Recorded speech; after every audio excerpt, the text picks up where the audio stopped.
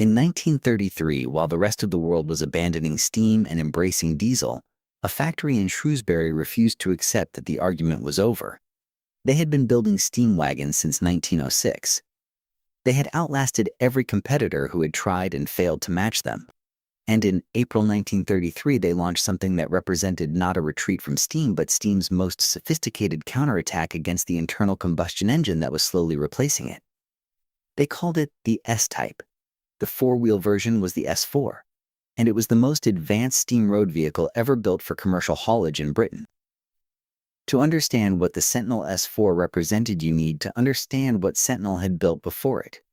The company began in Glasgow in 1906 as Alley and McClellan, producing a 5-ton vertical boiler wagon that was so effective it remained in production with minimal changes for 17 years. 4,500 of the standard Sentinel were built before the company launched its successor. By 1923, the Sentinel Super had arrived, assembled in a radical new production line at Shrewsbury modeled directly on Henry Ford's Highland Park factory. The same flowline philosophy that had made the Model T the most produced car in the world applied to a steam wagon factory in Shropshire. 1,550 Supers were built. The S4 of 1933 was the culmination of everything those decades of development had produced. The engineering changes from previous Sentinel wagons were fundamental rather than incremental. Previous designs had mounted the boiler at the front of the vehicle, a layout inherited from the steam traction engines that had preceded road wagons. The S4 moved the boiler behind the driver, lowering the center of gravity and improving weight distribution. The coal bunkers were repositioned above the boiler for easier stoking, a practical change that reduced the physical effort required to maintain steam pressure on long runs. The engine was a 4-cylinder single-acting unit producing 120 horsepower, connected to a 2-speed gearbox. Previous Sentinel wagons had used chain drive to the rear axle, a reliable but heavy and maintenance-intensive arrangement. The S4 replaced the chains with a shaft drive, a cardan shaft running 3 feet from the engine to the rear axle, transmitting power through an overhead worm drive. The result was lighter, cleaner, quieter, and required significantly less maintenance than the chain systems it replaced. The top gear was direct drive. The low gear ratio was 2.72 to 1. Brakes were applied to the rear wheels by hand ratchet lever or by a steam-controlled foot pedal. Front wheel brakes were available as a factory option for operators who specified them. The water tank held 165 gallons, providing a range of 40 to 60 miles between refills. The coal bunkers held 330 kilograms, sufficient for 150 to 180 miles of running at a consumption rate of approximately 3 pounds of coal per mile.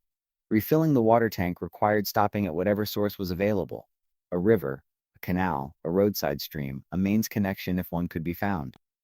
A driver who had been touring potato fields in Lancashire in the 1920s remembered finding water every 40 miles from whatever the landscape offered: the canal, the local river, or a roadside ditch, when nothing better was available.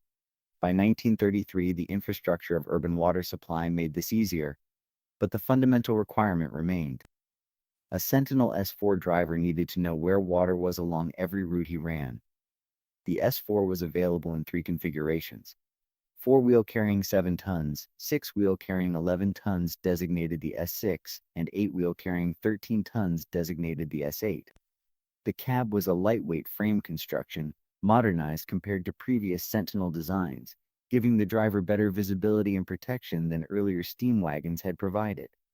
The whole package was lighter than its predecessors, a deliberate engineering objective aimed directly at the diesel trucks that were taking commercial haulage work away from steam operators. It was not enough.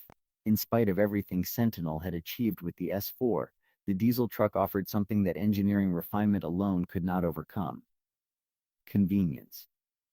A diesel truck did not require water every 50 miles. It did not require a second man to manage the fire and monitor steam pressure. It did not require 20 to 30 minutes of preparation before it could move under its own power. It could be fueled at any roadside pump rather than at a source of water. The economics of operating a diesel truck on commercial routes were simply better than the economics of operating even the most refined steam wagon.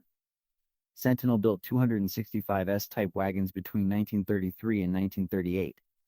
In 1938, the last pre-war steam wagon left the factory for export to Dublin. A total of 405 S-type wagons had been produced across the full production run. By the late 1930s, the steam wagon's commercial life in Britain was effectively over, defeated not by any single competitor but by the accumulated advantages of a technology that asked less of its operators. The story did not end entirely there. Sentinel continued building steam wagons for export to Argentina as late as 1950.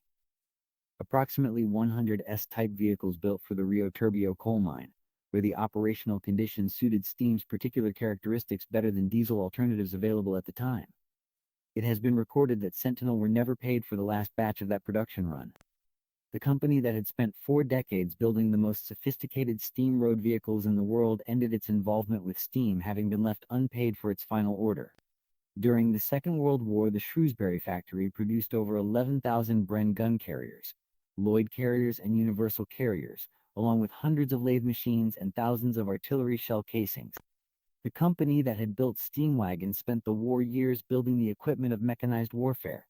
The internal combustion-powered vehicles that had made steam obsolete, now requiring the factories that steam had built to produce them at scale. One surviving S4, known as the Lion, was found after serving 350,000 miles of commercial work. It had operated for a builder's merchant in Bideford, served through the Second World War, and ended its working life as a shunter at the Teignmouth Quay Company before being retired in the early 1960s. It was rescued from a slow deterioration in a barn, the original factory drawings somehow still available to guide its restoration. Approximately 117 Sentinel steam wagons survive in preservation in Britain today. They appear at steam fairs every summer, still burning coal, still requiring water, still demanding the attention of a skilled operator to run correctly. They are the last physical evidence of an industry that for nearly 50 years kept Britain's commercial haulage moving before diesel made the argument impossible to continue. The Sentinel S4 was not beaten by a better machine. It was beaten by a more convenient one. In commerce, those two things are not the same, but the more convenient answer wins every time regardless.